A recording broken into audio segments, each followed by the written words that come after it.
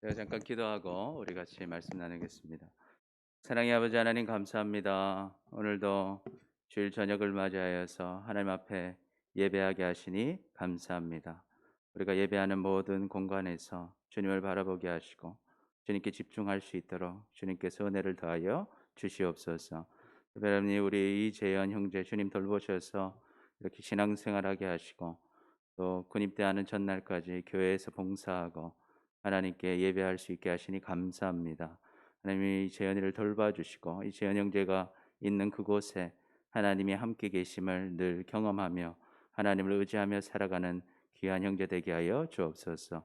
하나님 군생활 가운데 하나님 때로는 힘들고 어려운 순간에 나를 도우시는 하나님을 붙잡게 하시고 신앙적으로 성숙되고 또한 인격적으로 또 모든 것이 성숙되어서 하나님께 귀히 쓰임 받는 귀한 아들 되게 하여 주시옵소서. 오늘도 하나님의 말씀을 전하고 듣습니다. 부족한 종이 하나님의 말씀을 전하지만 하나님의 능력의 말씀이 전해지게 하여 주시옵소서. 그래서 하나님 그 말씀 붙잡고 정말 우리가 그리스도인의 삶을 잘 감당해 나가서 이 고난의 때를 우리가 상 받는 때로 바꿔갈 수 있도록 인도하여 주시옵소서. 주님께서 우리와 함께 하시고 붙드실 것을 기대하며 예수님의 이름으로 기도드립니다. 아멘. 아멘. 할렐루야. 아멘. 오늘도 이렇게 말씀의 자리로 나오신 여러분을 축복합니다. 오늘 하나님께서 우리에게 주시는 말씀은 사도행전 5장 29절에서 42절 말씀입니다. 사도행전 5장 29절에서 42절 말씀. 우리 한 절씩 교독하겠습니다. 베드로와 사도들이 대답하여 이르되 사람보다 하나님께 순종하는 것이 마땅하니라.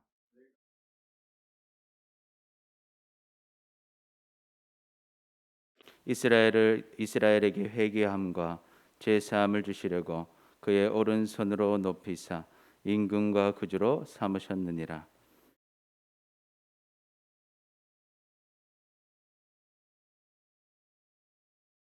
그들이 듣고 크게 노하여 사도들을 없이 하고자 할세.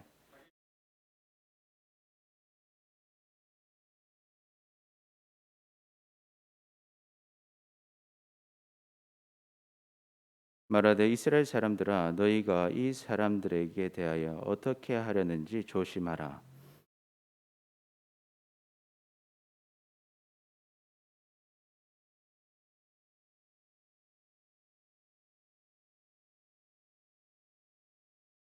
그 후 호적할 때 갈릴리 유다가 일어나 백성을 꾀하여 따르게 하다가 그도 망한즉 따르던 모든 사람들이 흩어졌느니라.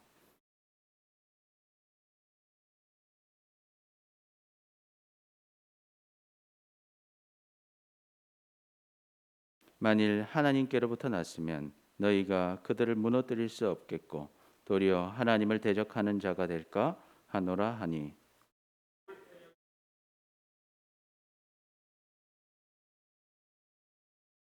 사도들은 그 이름을 위하여 능력 받는 일에 합당한 자로 여기심을 기뻐하면서 공회 앞을 떠나니라.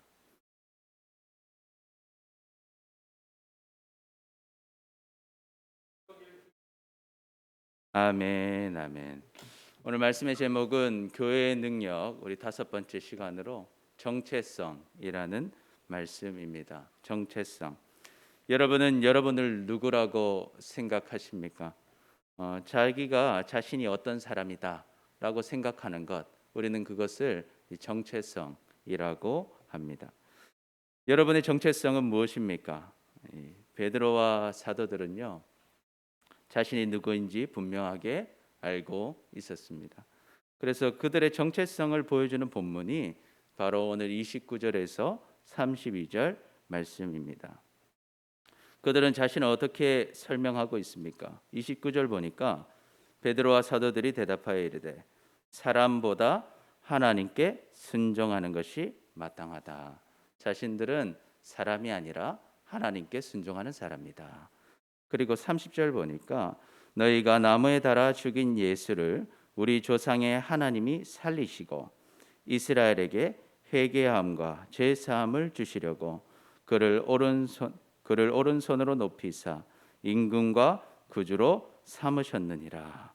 그들은요, 이 예수님을 통해서 죄 사함과 또 회개함과 을 받기 위해서 임금이 되시고 구주가 되신 예수님, 그 예수님을 모하는 사람이다. 32절 우리 같이 한번 읽어보겠습니다. 시작. 우리는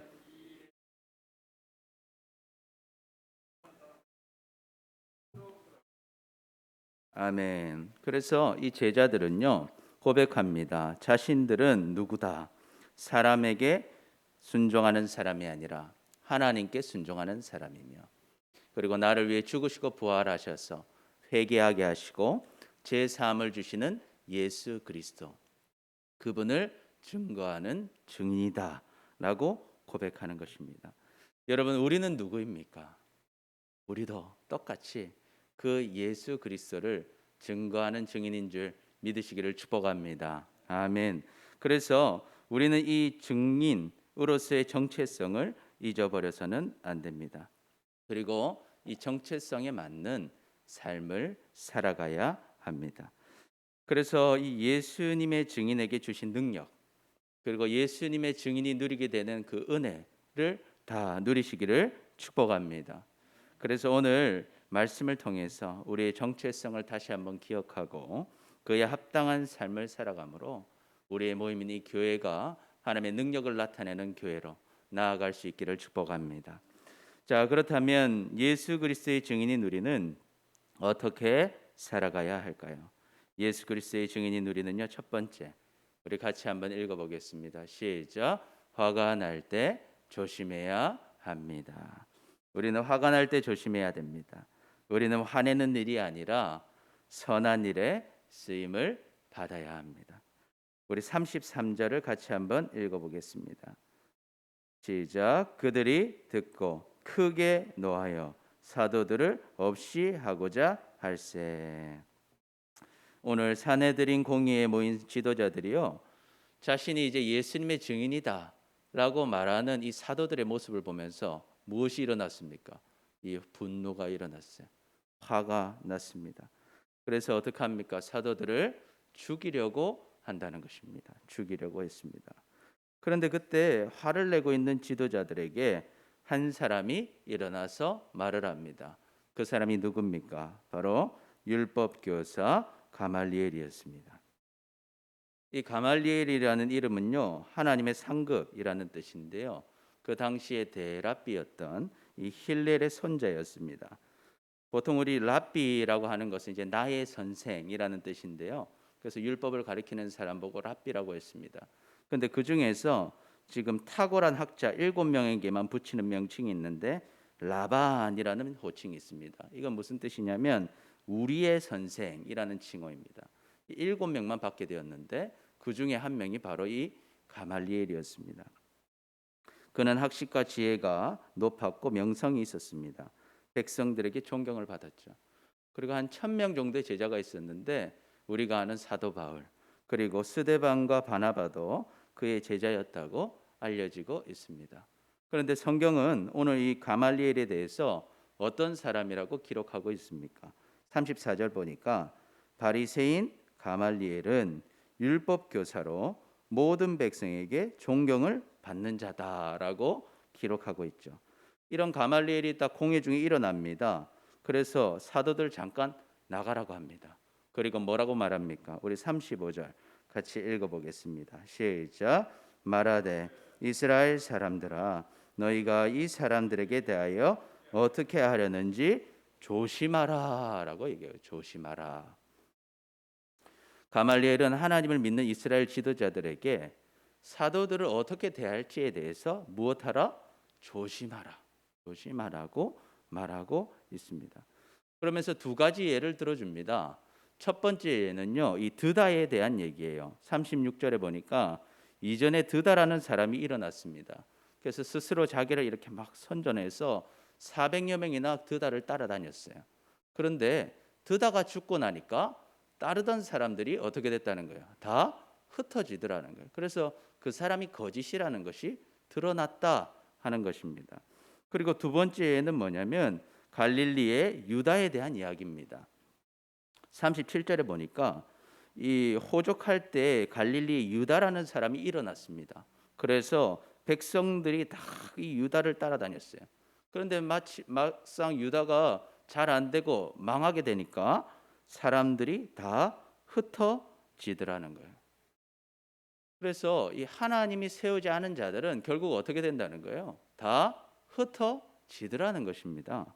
그래서 뭐라고 결론을 내리냐? 우리 38절, 39절을 다시 한번 읽어보겠습니다. 38절 시작. 이제 내가 너희에게 말하노니 이 사람들을 상관하지 말고 버려두라. 이 사상과 이 소행이 사람으로부터 났으면 무너질 것이요 만일 하나님께로부터 났으면 너희가 그들을 무너뜨릴 수 없겠고 도리어 하나님을 대적하는 자가 될까 하노라 하니. 아멘. 그래서 결론이 뭡니까? 상관하지 말고 좀 버려두라는 거예요. 왜? 그것이 사람에게서 났으면 어떻게 된다? 무너질 것이다. 그런데 만약에 그것이 하나님께로 났으면 어떻게 되는 거예요? 우리가 하나님을 대적하게 될 뿐만 아니라 우리가 아무리 노력해도 그것은 무너지지 않는다라는 것이죠. 여러분, 우리는 화가 날 때 좀 조심해야 됩니다. 특별히 힘이 있고 권력이 있다면 더욱 조심해야 됩니다. 오늘 권세를 가진 이 제사장들, 사두개인들, 사내들인 공의의 사람들은요, 이 사도들을 심판할 힘이 있었습니다. 권세가 있었어요. 그래서 어떡합니까? 사도들을 감옥에 넣어 고문할 수도 있었고 제목을 씌워가지고 예수님을 죽였을 때처럼 이 사도들을 죽일 수도 있었습니다. 자신들은 이것을 하나님의 뜻이라고 생각하고 하겠지만 그것이 하나님의 뜻일까요? 아닐 것입니다. 하나님의 뜻, 우리가 하나님의 뜻을 다 알지 못합니다. 그러니 우리가 상대방을 내 생각으로 쉽게 판단하고 행동하면요, 어쩌면 우리가 생각하지 못한 죄를 지을 수 있다 하는 것입니다.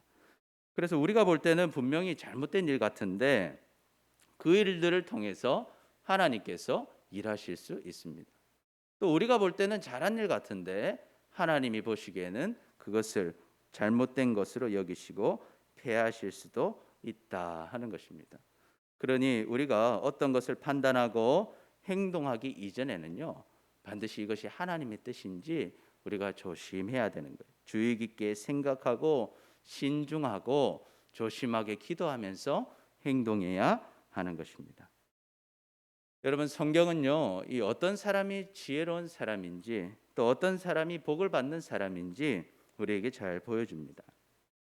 우리가 잘 아는 지혜로운 사람 중에 한 사람은 요셉일 겁니다. 요셉. 요셉은 어떤 사람입니까? 요셉은 어릴 적부터 지금 억울한 일이 참 많았어요. 요셉은 형들의 시기를 많이 받습니다. 그래서 이것은 생각해 보면요, 이 요셉의 문제라기보다는 누구의 문제일까요? 아버지 야곱의 문제였어요. 왜 그럴까요? 요셉을 표신하게 요셉만 사랑해 줬어요. 표신하게 좋은 옷 입히고 좋은 것 먹이고 막 세워주니까 형들이 당연히 시기를 하는 것이죠. 그런데 그것이 어떻게 문제가 됩니까? 아버지가 없는 곳에서 요셉이 형들을 만나게 돼요. 그러니까 형들이 당장 무엇 하려 합니까? 요셉을 죽이려고 합니다. 그런데 하나님 은혜로 죽임을 당하지 않고 어디로 팔려갑니까? 애굽으로 이제 팔려가게 되죠. 자, 그러면 여러분 어떤 생각을 하시겠습니까? 애굽으로 팔려가면서 무슨 마음을 먹겠습니까? 보통 영화를 보면 이 복수 혈전을 해야 되는데 이 요셉은 참 다양한 생각을 했을 겁니다. 평생 형들에게 복수할 것을 생각할 수 있는 상이었는데 요셉은 그러지 않았어요. 수많은 생각을 했겠죠. 어떻게 할 것인가? 도대체 나는 왜 팔려가는 것일까? 나는 어떻게 해야 될 것인가? 그때 놀라운 것은 요셉은요, 형들이 행한 죄악 속에서도 하나님의 뜻이 있을 수 있다라는 생각을 했습니다. 그래서 세월이 지나서 형들이 이제 가뭄에 곡식을 얻으러 애굽에 왔을 때 애굽의 총리가 된 요셉을 만나게 되죠. 그때 요셉이 뭐라고 얘기합니까? 창세기 50장 19절. 우리 같이 한번 읽어보겠습니다. 시작. 요셉이 그들에게 이르되 두려워하지 마소서. 내가 하나님을 대신하리이까. 내가 하나님을 대신하리이까. 20절. 당신들은 나를 해하려 하였으나 하나님은 그것을 선으로 바꾸사 오늘과 같이 많은 백성의 생명을 구원하게 하시려 하셨나니 당신들은 두려워하지 마소서. 내가 당신들과 당신들의 자녀를 기르리이다 하고 그들을 간곡한 말로 위로하였더라. 오히려 위로하고 있더라 하는 것입니다. 요셉은 모든 일들을 다 알 수는 없었습니다. 그러나 확실하게 아는 게 있었는데 모든 일들 가운데 역사하시는 하나님, 그 하나님을 분명하게 믿었습니다. 그렇기 때문에 하나님께서는 반드시 선악간에 심판하실 것임을 알았습니다. 여기서 이 요셉이 왜 복을 받는 사람인지 드러나는 것이죠. 요셉은 힘이 있었습니다. 권세가 있었습니다. 자기의 힘으로 얼마든지 형들을 심판할 수 있었습니다. 그러나 그는 요셉은 심판하지 않습니다. 심판하는 일을 누구의 권한에 둡니까? 하나님의 권한에 둡니다. 하나님이 하실 것이다. 그래서 요셉은요, 하나님께서 자기에게 주신 힘을 가지고 누군가를 심판하고 정죄하는 일에 쓰임 받은 것이 아니라 선을 행하고 생명을 구원하는 일에 쓰임 받기를 원했습니다. 그러니 하나님께서 정말 선한 일에 귀하게 써 주신 것입니다. 우리에게도 그런 은혜가 있으시길 축복합니다. 아멘. 또 우리가 잘 아는 이 다윗이 있습니다. 다윗도요, 이 어릴 적에 이 사무엘의 기름 부음을 받았습니다. 이 형들은 건장하고 멋진 형들이었는데 그 형들 다 제껴지고 어린 다윗이 기름 부음을 받으니까 형들의 마음이 어떻겠습니까? 이 다윗에 대한 질투와 분노가 있었겠죠. 이 다윗은 참 어린 시절 그렇게 형들의 사랑을 받지 못했어요. 또한 대적도 많았습니다. 평생에 다윗은 대적이 많았는데 대적 중에 가장 큰 대적은 누구였을까요? 바로 사울 왕이었습니다. 사울 왕이 다윗을 얼마나 미워하는지. 다윗이 인기가 좋고 전쟁의 영웅이었기 때문에 다윗을 시기합니다. 그래서 다윗을 죽이고자 하죠. 그래서 군대를 일으켜서 다윗을 쫓아다닙니다. 쫓아다니던 중에 다윗에게 사울을 죽일 절호의 기회가 생깁니다. 다윗과 군사들이 숨어 있는 동굴에 사울이 뭐하러 옵니까? 볼일 보러 혼자 들어온 거예요. 그러니까 옆에 있는 사람들이 신하들이 그래요. 아, 하나님께서 우리 다윗 왕에게 기회를 주셨다는 거예요. 절호의 기회, 사울을 죽일 기회를 주셨다. 우리 가서 사울을 죽이자고 말합니다. 그럼 다윗은 어떻게 합니까? 다윗은 그렇게 하지 않습니다. 사울을 분명히 잘못하는 왕이었어요. 사울을 보면요, 사울은 하나님이 세워주셨음에도 불구하고 하나님의 말씀을 순종하지 않았습니다. 사울은 하나님의 영광을 가리는 왕이었습니다. 사울은 분명히 심판을 받아야 했습니다. 그러나 다윗은요, 자신의 손으로 사울을 심판하지 않습니다. 다윗은 명분도 있었습니다. 힘도 있었습니다. 그러나 사울을 죽이지 않습니다. 왜 그렇습니까? 사울이 하나님께 기름 부음 받은 자였기 때문입니다. 하나님께서 하나님의 뜻대로 하나님의 사람 사울을 심판하실 것이었습니다. 굳이 하나님께서 하실 일을 자신이 나서서 죄를 지을 필요가 없었다 하는 것입니다. 그래서요, 다윗이 사울과 함께 있을 때 어떤 얘기를 하냐? 우리 24장 사무엘상 24장 6절에 보면요, 이제 자기 사람들에게 말합니다. 이르되 내가 손을 들어 여호와의 기름 부음 받은 내 주를 치는 것은 여호와께서 금하시는 것이니 그는 여호와의 기름 부음 받은 자가 됨이니이다 하고 다윗이 이 말로 자기 사람들을 금하여 사울을 해치지 못하게 하니라. 사울이 일어나 굴에서 나가 자기 길을 가니라. 그래서 다윗이 이 기름 부음 받은 자, 하나님이 하실 심판을 내가 하지 않겠다. 너희도 하지 말라고 말리는 것이죠. 그리고 이제 돌아가는 사울에게 이제 사울을 불러서 얘기합니다. 저 멀리 가는 사울에게 다윗은 이렇게 얘기해요. 우리 15절 같이 한번 읽어보겠습니다. 시작. 그런즉 여호와께서 재판장이 되어 나와 왕 사이에 심판하사 나의 사정을 살펴 억울함을 풀어주시고 나를 왕의 손에서 건지시기를 원하나이다 하니라. 아멘. 여호와께서 재판장이 되셔서 왕과 나 사이에 심판하실 거라는 거예요. 그래서 우리의 사정을 다 살피시고 억울함을 풀어주시고 건져주시기를 원한다라고 이야기하고 있는 것입니다. 여러분, 우리는 화가 날 때 조심해야 합니다. 우리는 사람을 심판하는 일이 아니라 사람을 살리는 선한 일에 쓰임을 받아야 합니다. 하나님께서 재판장이 되셔서 악인들을 심판하시고 우리의 억울함을 기억해 주실 것입니다. 그 일은 하나님을 모르는 패역한 백성 아스로가 해도 됩니다. 바벨론이 해도 되는 거예요. 하나님께서 강권적으로 우리에게 시키신 일이 아니라면 우리가 나서서 심판의 일을 할 이유가 없는 것입니다. 그래서요, 하나님의 때 하나님의 방법으로 하나님께서 심판하실 것임을 여러분 기억하시기를 축복합니다. 다만 우리는요, 어떤 일을 해야 될까요? 살리는 일을 해야 됩니다. 오늘 베드로의 고백처럼 하나님의 말씀 가지고 죄로 인해 죽어가는 사람들에게 회개함과 죄 사함을 주시려고 우리의 임금과 구주가 되신 예수 그리스도를 전해야 합니다. 그래서 사람들이 우리를 통해서 예수님 믿고 생명 얻고 풍성한 삶을 누릴 수 있도록 하는 것이 바로 우리의 사명인 것입니다. 그래서 예수님께서 이 땅에 오신 것입니다. 요한복음 10장 10절에는 예수님이 왜 이 땅에 오셨는지 우리에게 말씀해 주고 계십니다. 우리 같이 한번 읽어보겠습니다. 시작. 도둑이 오는 것은 도둑질하고 죽이고 멸망시키려는 것뿐이요 내가 온 것은 양으로 생명을 얻게 하고 더 풍성히 얻게 하려는 것이라. 아멘. 예수님께서는요, 우리에게 사람들을 죽이라고 멸망시키려고 오신 것이 아니라 우리에게 무엇 주시려고?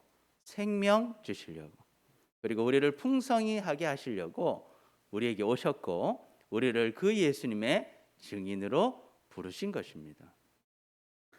여러분은 바리새인에 대해서 어떻게 생각하십니까? 여러분, 바리새인 하면 어떤 단어가 떠오르십니까?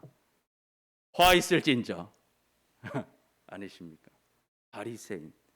예수님께서는요, 마태복음 23장에서 바리새인들에 대해서 강력한 경고를 하십니다. 이 바리새인은 어떤 사람들이냐면 율법 선생님들입니다. 하나님 말씀을 연구해서 하나님의 말씀을 사람들이 생활 속에서 잘 적용할 수 있도록 가르쳐주는 일을 했습니다. 그러니 바리새인은 사실 꼭 필요한 사람이고 정말 좋은 일을 하는 중요한 사람들이었어요. 그런데 무엇이 문제입니까? 이 일부 바리새인들이 자신은 그 말씀으로 돌아보지 못하고 그 말씀 가지고 다른 사람만 다 보는 거예요. 사람을 살리는 일에 그 말씀을 쓰는 것이 아니라 그 말씀 가지고 사람들을 비난하고 정죄해서 반대로 자신을 높이고, 또 율법을 통해서 어떤 자들은 자신의 부를 축적하고, 또 그 말씀을 통해서 남을 죽이는 일에 이 하나님의 말씀을 사용했다는 것입니다. 그래서 예수님께서는 그 바리새인들에게 화가 있을 것이라고 경고하신 것이죠. 그런데 이 가말리엘은 어떤 사람입니까? 가말리엘도 이 바리새인입니다. 그것도 바리새인 중에 바리새인 대장입니다. 그런데 왜 성경은 이 바리새인인 가말리엘을 이렇게 좋게 평가하고 있을까요? 또한 가말리엘은 율법 학자들 사이에서도 율법의 영광이라는 별명을 가질 정도로 칭송을 받게 하셨습니다. 오늘 본문만 봤을 때 이 가말리엘과 이 다른 바리새인들의 차이가 무엇입니까? 오늘 본문에서 가말리엘은 어떻게 쓰고 있습니까? 하나님 말씀 가지고 하나님의 뜻을 생각하고 다른 사람을 살리는 일에 이 가말리엘은 사용되었다는 것, 쓰임을 받았다는 것입니다. 우리에게도 이런 지혜가 있으시기를 축복합니다. 아멘. 우리 모두는 하나님의 말씀을 가지고 있습니다. 여러분은 다 이 성경을 볼 수 있고 이 성경을 가지고 있지 않습니까? 우리는 매일 말씀을 듣습니다. 또 매일 말씀을 읽습니다. 그 하나님의 말씀이 여러분에게 어떤 역할을 하고 있습니까? 여러분은 하나님의 말씀을 어떤 일에 사용하고 계십니까? 혹시 다른 사람을 정죄하고 죽이는 일에 이 말씀을 사용하고 있지 않습니까? 또 이 말씀을 통해서 다른 사람을 보고 있으면 화가 나고 있지는 않습니까? 그때 우리는 조심해야 됩니다. 하나님 우리에게 심판하라고 말씀을 주신 것이 아닙니다. 심판은 우리의 영역이 아닙니다. 심판은 누구의 영역입니까? 하나님의 영역인 것입니다. 우리는 선한 일에 쓰임을 받아야 합니다.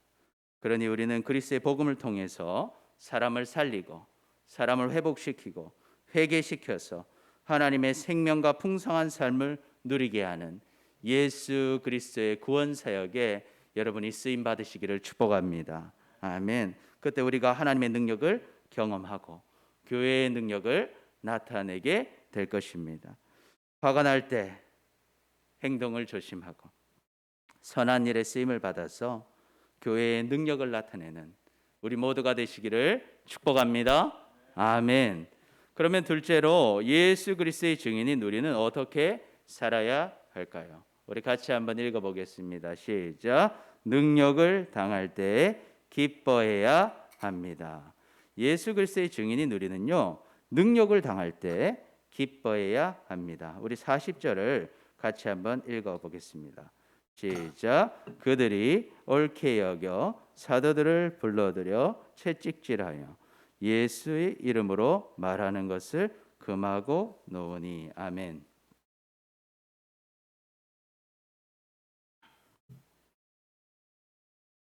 산헤드린 공의회의 사람들은 가말리엘의 말을 듣고 이제 조금 정신을 차렸습니다. 우리가 이 사도들 죽이면 안 되겠구나. 사도들 죽이면 문제가 있겠구나 생각했어요. 그래서 죽이는 일은 하지 않기로 했는데 이 사도들을 그냥 보내지는 않습니다. 어떻게 했습니까? 채찍질 했다는 거예요. 여러분 이 채찍질은요 상당히 아픈 것이었습니다. 이 유대에서 쓰는 채찍은요 이 채찍 끝에 뭐가 달렸냐면 납이 달려있어요. 납. 왜 달아났겠습니까? 탁 맞았을 때 그냥 맞고 끝나는 것이 아니라 살점을 떨어지게 해서 막 아프게 하는 거예요. 아프게 하는 것입니다. 그래서 보통 몇 대를 때리느냐? 가슴에 13대를 때려요. 가슴에. 그리고 등에 26대를 때립니다. 그래서 총 39대. 이 40에서 하나를 뺀 이 채찍질을 했습니다. 살이 다 찢어지고 막 피가 철철 흐르는 고통스러운 벌을 받은 것입니다. 그리고 이 사도들에게 경고합니다. 다시는 예수님의 이름으로 말하지 말라라고 경고하고 있는 것입니다. 그때 이 사도들은 어떻게 했습니까? 우리 41절 읽어보겠습니다. 시작. 사도들은 그 이름을 위하여 능력받은 일에 합당한 자로 여기심을 기뻐하면서 공회 앞을 떠나니라. 아멘. 사도들은 예수님의 이름을 위해서 능력받았다는 것을 기뻐했습니다. 그래서 공회를 떠나면서 기뻐했다는 것입니다. 쓰라린 가슴과 쓰라린 등을 가지고도 그들이 기뻐했다 하는 것입니다. 도대체 어떻게 기뻐할 수 있습니까? 억울하지 않겠습니까? 하나님, 내가 하나님을 위해서 이렇게 헌신했는데 어떻게 내 가슴과 내 등을 이렇게 치실 수 있습니까? 하고 따지는 것이 아니라 그들은 기뻐했다는 거예요. 무엇이 그들을 기쁘게 한 것일까? 그들은 알았습니다. 하늘에서 받을 상이 있다는 걸 알았습니다. 더 큰 보상이 있다는 것입니다. 그래서 예수님은 우리에게 말씀하십니다. 마태복음 5장 10절. 의를 위하여 박해를 받는 자는 복이 있나니 천국이 그들의 것임이라. 11절 같이 읽습니다. 시작. 나로 말미암아 너희를 욕하고 박해하고 거짓으로 너희를 거슬러 모든 악한 말을 할 때에는 너희에게 복이 있나니 기뻐하고 즐거워하라. 하늘에서 너희의 상이 큼이라. 너희 전에 있던 선지자들도 이같이 박해하였느니라. 아멘, 아멘. 하나님께서 다 알고 계십니다. 하나님께서 더 크게 보상해 주십니다. 때로 주님을 따르는 일이 힘들고 어려울 수 있습니다. 그럼에도 주님을 따르는 것은 반드시 우리에게 유익한 것입니다. 고난의 때에 주님을 따르는 것은요, 더 큰 상이 있는 것입니다. 그러니 고난이 당하는 것이 힘이 들고 고통스러워도 우리가 한편으로는 기뻐할 수 있는 거예요. 마치 이제 학생이요, 시험 기간에 밤새서 공부했어요. 밤새 공부하는 것이 쉽지 않지 않습니까? 그런데 공부하는 게 힘들긴 한데 기쁜 거예요. 왜 그렇습니까? 시험 끝났을 때 보람, 좋은 성적 받을 것에 대한 기대로 기뻐할 수 있는 것이죠. 또 직장에서요, 중요한 프로젝트가 있어서 이 야근을 하는 거예요. 야근하는 것이 힘들고 피곤하지만 한편으로는 또 기뻐할 수 있습니다. 왜 그렇습니까? 그 일이 끝났을 때 받을 성취감, 성공과 또 보너스를 생각하면 기뻐할 수 있는 것처럼 말입니다. 과거의 선지자들로부터 지금 사도들, 그리고 지금의 증인들, 우리들까지 하나님을 섬기는, 하나님을 전하는 하나님의 사람들은 박해를 받았습니다. 왜 세상은 그리스도인들을 박해합니까? 이 그리스도인들을 그냥 맹목적으로 싫어하는 것이 아니라 우리가 전하는 복음을 싫어하는 것입니다. 예수님이 없이는 다 죽을 수밖에 없고, 오직 우리의 죄를 회개하고 예수 그리스도를 믿어야지만, 하나님께로 돌아가야지만 구원받을 수 있다라고 말하는 이 예수 그리스도의 복음을 싫어하는 것입니다. 이 복음을 왜 싫어합니까? 죄 때문에. 그 죄를 지배하는 마귀가 그것을 싫어하기 때문입니다. 그렇다면 마귀는 왜 이것을 싫어할까요? 이 복음이 무엇을 바꿉니까? 사람을 바꿔버리는 거예요. 마귀의 자식에서 하나님의 자녀로 이 복음이 사람을 바꿔버리더라는 거예요. 그러니까 이 마귀는 어떻게 해서든 이 복음이 선포되지 못하도록 하는 것입니다. 그래서 박해하고 욕하고 거짓으로 죄를 만들어서 다른 어떤 것은 다 할지라도 예수님이 그리스도라는 사실은 전하지 못하도록 하는 것입니다. 그러니 예수님께서 그 박해가 우리에게 복이라고 말씀하시는 거예요. 왜 그렇습니까? 우리가 박해를 받는다는 것은 우리가 예수님을 전하고 있다는 증거입니다. 그리고 우리가 하나님을, 사람들을 살리고 있다는 증거입니다. 그리고 마귀가 우리의 활동을 두려워하고 있다는 증거, 그것이 바로 이 박해다 하는 것입니다. 그래서 우리는 즐거워할 수 있는 것입니다.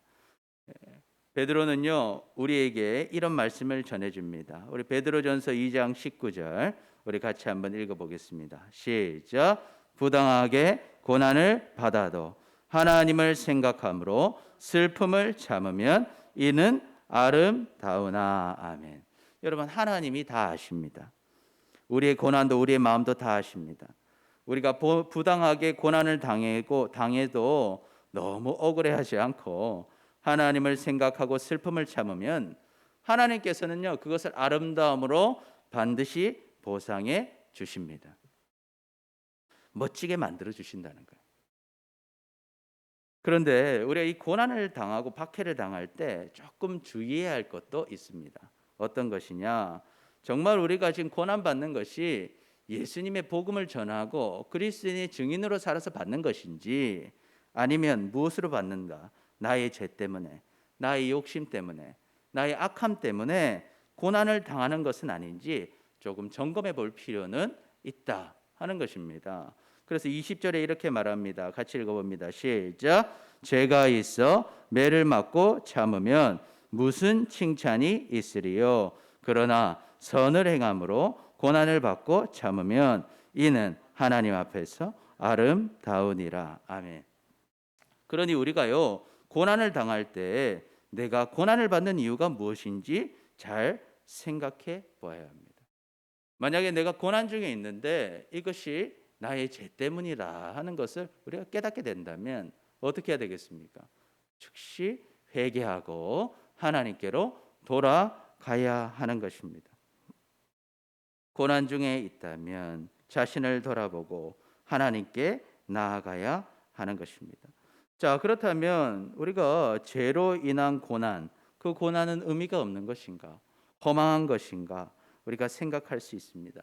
그러나 사실은 죄로 인한 고난도 우리에게 유익이 있습니다. 어떤 유익이 있습니까? 우리 시편 119편 71편 우리 같이 읽어보겠습니다. 시작. 고난 당한 것이 내게 유익이라. 이로 말미암아 내가 주의 율례를 배우게 되었나이다. 아멘. 이 죄로 인한 고난도 우리에게 유익이 있습니다. 그런데 이 조건이 있어요. 언제 유익이 있느냐? 하나님의 말씀을 깨달을 때만 이것이 유익이 되는 것입니다. 고난을 다 당했는데 여전히 고난받을 죄인으로 산다면 그것은 아무 유익이 되지 않습니다. 받을 칭찬도 없습니다. 그런데 이 고난의 때 무엇을 깨달아야 됩니까? 하나님의 말씀을 깨달을 때 그것은 우리에게 큰 유익이 된다는 거예요. 세상 속에 살면서 하나님 없이 살면서 까먹고 살았던 하나님 말씀 깨닫고 바른 길로 돌아오게 될 때 우리는 고난 중에서도 하나님께 감사할 수 있게 되는 것입니다. 뿐만 아니라 우리가 그것을 깨닫고 죄를 회개하고 다시 예수님의 증인의 정체성을 회복해서 예수님을 증언할 수 있는 사람이 된다면 그 고난이 이제는 하나님의 상을 받는 복의 기회가 되는 것입니다. 그러니 여러분, 우리가 고난 중에 있다면 자신을 돌아보고 하나님을 바라봄으로 감사하시기를 축복합니다. 아멘. 그리고 예수님을 증언함으로 고난 속에서도 주님을 증언함으로 우리가 고난을 받고 있다면 우리를 더욱 아름답게 만드시고 큰 상을 주실 주님의 은혜를 기대하며 기뻐하시기를 축복합니다. 아멘. 그런 우리에게 교회의 능력을 경험하게 하실 것입니다. 마지막으로 예수님의 증인인 우리는요, 같이 한번 읽어보겠습니다. 시작. 예수님 전하는 것을 멈추지 않습니다. 우리는요, 증인이기 때문에 예수님을 전하는 것을 멈춰서는 안 됩니다. 우리가 42절 같이 읽어보겠습니다. 시작. 그들이 날마다 성전에 있든지 집에 있든지 예수는 그리스도라고 가르치기와 전도하기를 그치지 아니하니라. 아멘.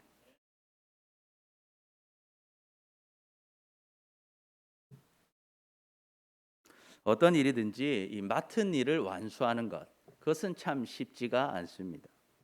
그러나 힘이 들어도 우리가 절대 멈추지 말아야 할 것들이 있습니다.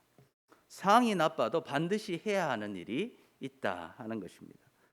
여러분, 상황이 좋지 않다고 학생이 공부하기 어렵다고 공부하지 않아도 될까요? 아니죠. 상황이 좋지 않다고 힘이 든다고 이제 재현 형제 군대 가는데 군대 가서 오늘 날씨가 안 좋다고 경계 근무 안 나가도 될까요?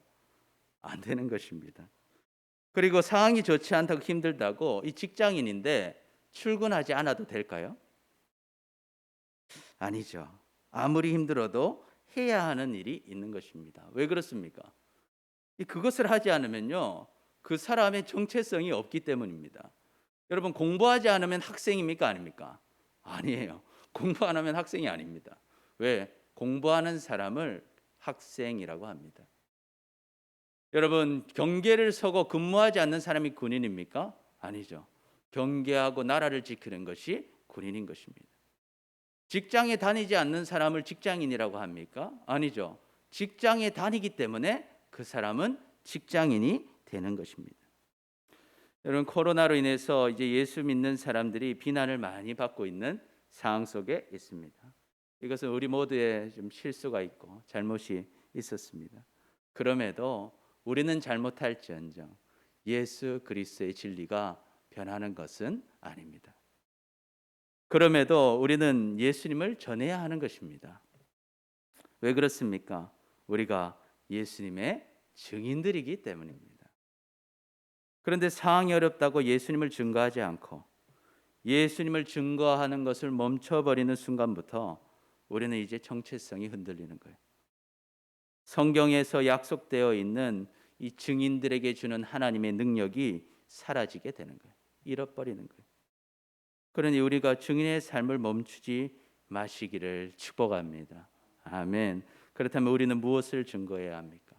우리가 42절을 다시 한번 읽어 보겠습니다. 시작. 그들이 날마다 성전에 있든지 집에 있든지 예수는 그리스도라고 가르치기와 전도하기를 그치지 아니하니라. 아멘.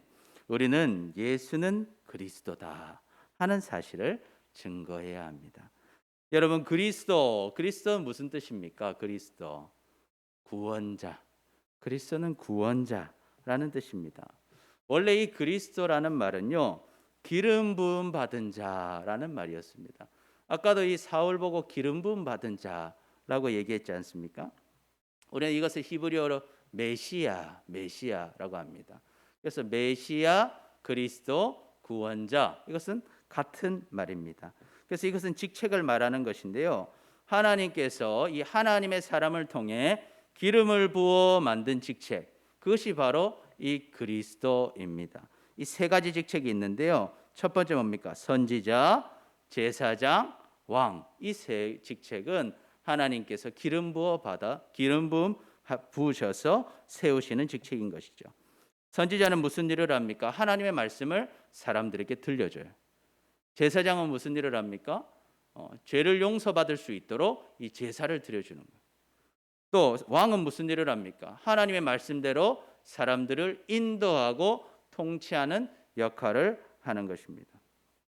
그런데 이 메시아, 그리스도라는 말이 이 선지자들의 예언을 통해서, 이 성경의 기록을 통해서 구원자라는 의미를 가지게 되었습니다. 그래서 이 예언을 하는 거예요. 하나님께서 말씀하시기로 하나님의 음성을 들려주실 최고의 선지자가 오실 거라는 거예요.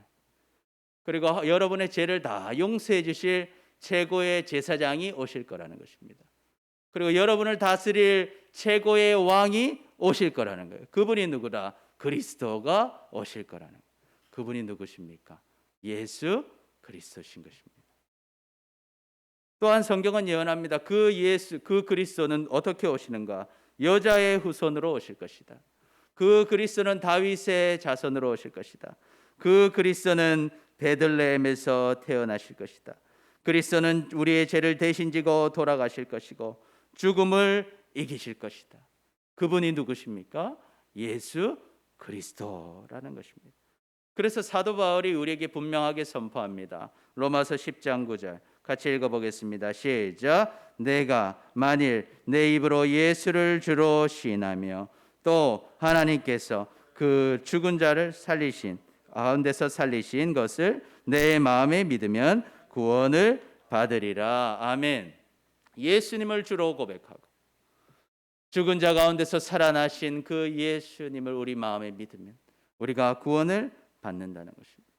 그래서 예수님은 우리에게 질문하십니다. 25절, 26절 보면 예수님께서 이르시되 나는 부활이요 생명이니 나를 믿는 자는 죽어도 살겠고 무릇 살아서 나를 믿는 자는 영원히 죽지 아니하리니 이것을 내가 믿느냐. 여러분 이 사실을 믿으십니까?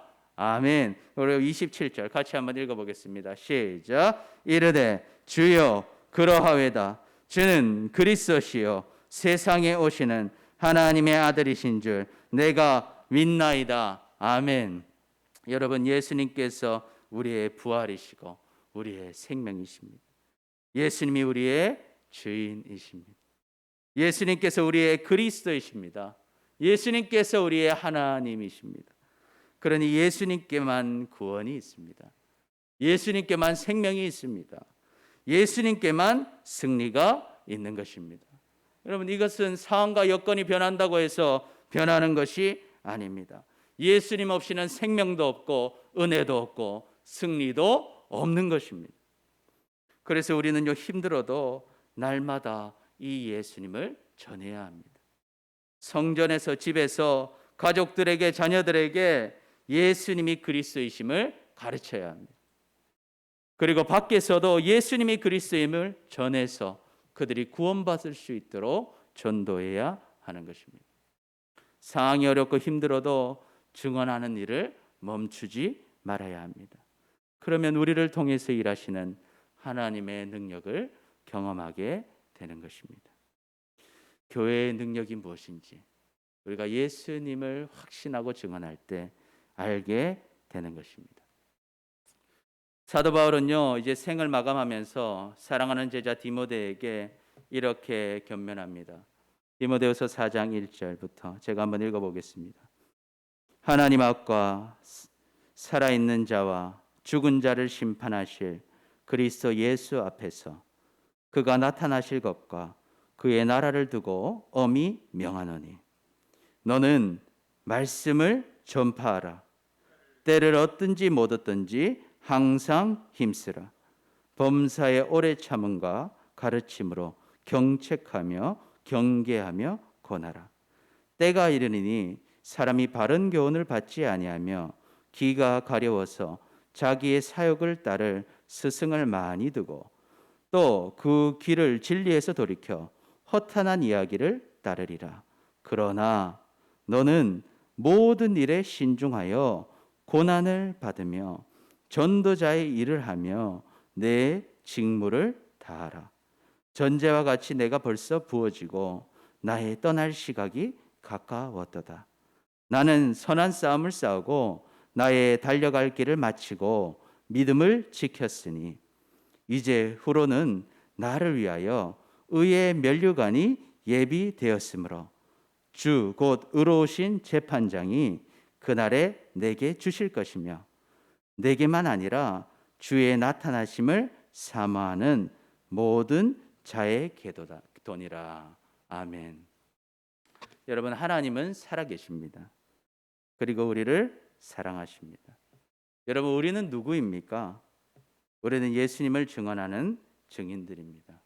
이 정체성을 분명하게 가지시기를 축복합니다. 아멘. 그러면 우리는 어떻게 해야 됩니까? 첫 번째, 우리 같이 한번 읽어봅시다. 시작. 선한 일에 쓰임을 받읍시다. 여러분, 우리가 화가 날 때 조심하고 악한 일, 심판의 일이 아니라 선한 일에 쓰임 받으시기를 축복합니다. 아멘. 두 번째, 시작. 능력을 당할 때 기뻐합시다. 세 번째, 예수님 전하는 것을 멈추지 맙시다. 그래서 우리를 통해 역사하시는 하나님의 능력을 경험하고 교회의 능력을 나타내며 사는 우리 모두가 되시기를 예수님의 이름으로 축원합니다. 아멘. 기도하겠습니다.